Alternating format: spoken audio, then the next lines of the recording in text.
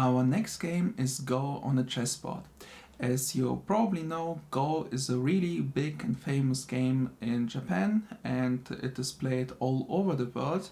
We are not using the complicated version, but instead a more simplified introductory version for the big game, and it's also called Atari Go or Capture Go. The idea is that we try to surround the opponent's pieces first and win the game by that way. So let me start with the game rules. We start on a completely empty board. We are playing it on a 8x8 chessboard, whereas Atari Go usually is played 7x7, 9x9 or 30x13, whereas the real Go is played on 90x19 board. The Japanese are playing it with white and black stones. We are using our counters for it or anything that you like instead. So we have two players and the first player starts with, let's say, the move stone to f4. And I'll continue with a few pieces until we finish on. So we make some moves. I'm not claiming these to be the best one, it's just an example game. And now we start in this position. So the goal of the game is the first player who surrounds the opponent's piece or pieces first wins. This is not the same as the real original game Go, since there you play until the full board is covered and the one who controls more space and stones of the opponent wins the game. We are playing it instead only till the first capture. We are not capturing the stones directly by putting something over the stones, but all we can do is just to put something on an empty square.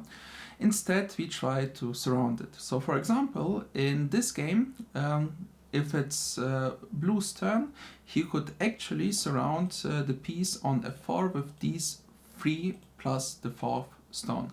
And the game will be finished because that's all we need to do. So if it's Red's turn, then the only thing he can do, since that's the only option to move at all, is to play something to f5. And this is it. Now we continue. Let's say Blue does this move. And now it's again Red to move. And if you are already familiar with the game, then you will spot again this threat that Blue is trying to surround the red piece. You only need to surround it from the 4 sides. You don't need the diagonals for it as well. So you don't need these squares and just the left, right, top, bottom sides. So now that Red can still save himself by putting a piece on e2. And now we continue the game. For example, Blue continues with this, and now we play with Red the move, piece to g3. Again, there is a threat. This time it is the threat of the Red's player, and the threat is just to surround the piece on g4 with these 3 and the 4th stone on h4. Meaning that Blue has either the option to win first, which is not possible in this case, or to defend himself. Otherwise, as long as Red spots it, it will be over. That means Blue has to continue with putting something on h4. Now we can still surround the piece by putting a new stone to h3. And the idea is that we make the surround that way. The border counts into the surrounding, so it's easier to surround on the border or on the edge of the board. So that way Red's almost winning, meaning that the Blue player has to continue with h5. But it still doesn't help him because we can surround his pieces also by that way. And again, I'll color the red pieces for surrounding and the blue pieces that are surrounded. And now the game is over, red has won the game, and it is done. You don't need to surround only on the edge of the board, you can also make it in the middle. So for example, if blue could take in these two pieces, he would be surrounding the red's two pieces in the middle here. So if you want to see it in color, it will be these 6 blues are surrounding these 2 red stones, and that means that blue won the game. There you have some more examples of winning positions. So starting with the position on top. Here, if it's red's turn, then he can continue with piece to b8. And now again, these 2 are surrounding the piece on a8, and it is winning. At the same time, if it would be blue's turn, then he could also win the game by putting a piece on a6 and surrounding the piece on a7. So this is one case. This is another case on the right side, since if it's red turn, he can potentially win the game with such surrounding. Well, we just simply win the game. It is important to understand that surrounding is only working, there will be soon a different case, if all of the places are occupied by the opponent's pieces, otherwise it is not a surround. So in the case of below, if it's blue's turn, he could continue and surround the piece on g2. And finally, in this case. So in this case, should red had some of the pieces on a1 and b1 as well, this would be a complete win for blue, since all of the pieces are surrounded. He doesn't even need the one on d3. At the same time, if I put that away, these pieces are not surrounded by all of the sides, because, for example, this piece on c1, it has to be surrounded by all 4 of the sides, and right now, well, he has an empty space to the left, and this one has an empty space at the bottom, and this one as well.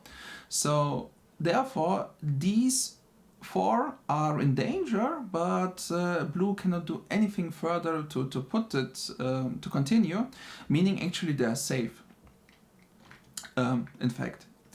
And another fun thing about the position is, should red theoretically be able to occupy these 7 squares with his stones, then it would be the blue's pieces that are surrounded, and blue would lose this game. There is an interesting notion if you would ask, well, what about the possibility of blue playing a piece to b1, what happens then? There will be a special rule about such situations, but I will explain it to the end of the game, because it's a bit complicated and at the same time not fully necessary, in my opinion. But the special rule is part of the original rules of Atari Go, therefore I will definitely explain and mention it.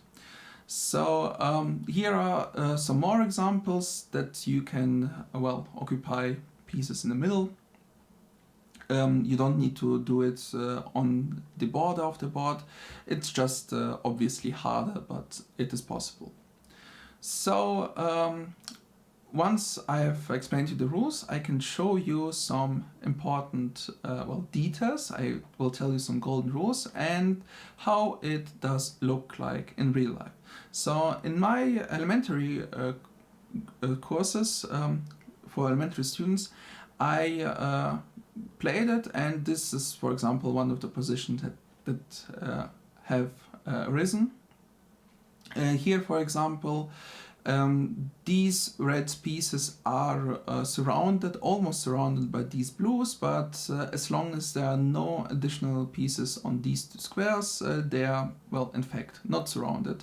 At the same time, red has a big issue with this piece on b7, since, well, blue has almost won the game by just surrounding this one here. So if you want to read the rules again, here they are. And now I will mention the special rule. With the special rule, I mean, for the courses where I did implement it, the rule wasn't even needed at all, and it's a bit, well, hard to understand. No, not really, but unnecessary hard. So if you want to omit the rule, feel free to do so. But to explain it, I will show you this on a position. So let me go back to the board and show you this here. So the special rule decides and explains such situations. And here the interesting thing is, should red be to move in this position, then he could potentially place a piece on d8. At the same time, he would surround all the blue pieces, but simultaneously he will be surrounded himself. So what happens then? With my first tryouts, I was fine just declaring it a draw, so red could decide if he wants to have a draw at all or not, because he can also continue without doing it so.